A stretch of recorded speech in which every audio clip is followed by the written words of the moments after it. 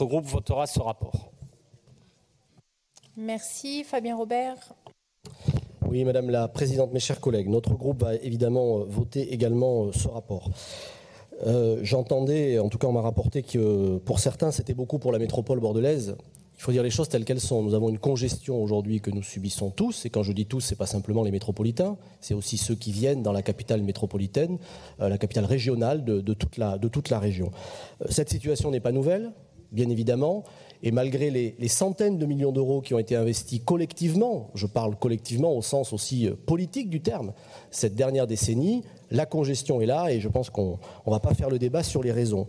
Ce que je constate également, c'est que les mesures prises actuellement à l'intérieur de Bordeaux aggravent cette situation, avec des mesures parfois extrêmement idéologiques, des plans de circulation kafkaïens et à l'arrivée des gens qui, pardon, n'utilisent pas toujours la voiture par plaisir, voire rarement, parce que quand on voit ce que coûte aujourd'hui le fait d'avoir une voiture, en achat, en essence, en assurance, on a rarement une voiture par plaisir, mais parfois par obligation, eh bien on entretient, on accentue la situation et les plans d'avenir qui sont dressés nous inquiètent parce que beaucoup de mesures ne nous paraissent pas être à la hauteur, tant d'un point de vue temporel que d'un point de vue d'échelle.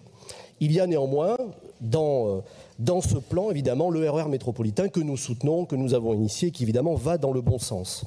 Sur ce RER, d'abord, je crois qu'il ne faut pas mentir ou faire croire ce que n'est pas le RER. Premier élément, ça prend du temps.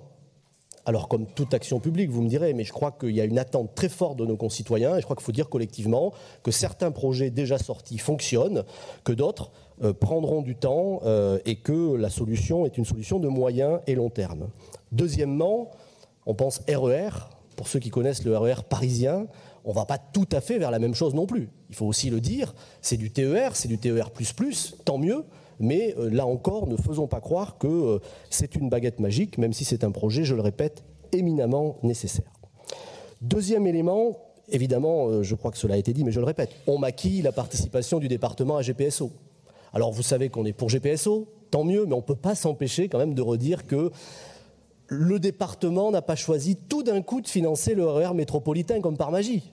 En réalité, pour ne pas financer GPSO en vertu d'accords qui les regardent et que personne n'est dupe, eh bien on finance le RER métropolitain. Merci le département de la Gironde, mais personne n'est dupe.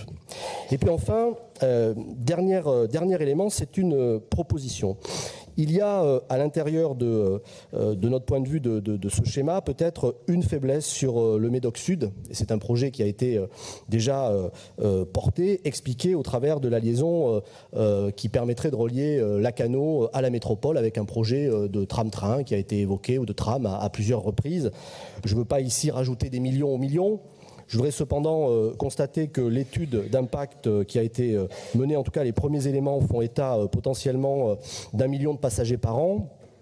Le président Rousset n'est pas là, donc je vais en profiter, mais je crois que les chiffres de voyageurs pour une ligne qui lui tient cher entre Bedous et Canfranc sont infiniment plus bas et le coût infiniment plus important. Donc je pense que nous aurions peut-être dû, en tout cas, réfléchir à cette liaison avec un petit peu plus de force. C'est en tout cas, de notre point de vue, une zone de la carte qui mériterait d'être mieux desservie. Ces remarques faites, évidemment, nous voterons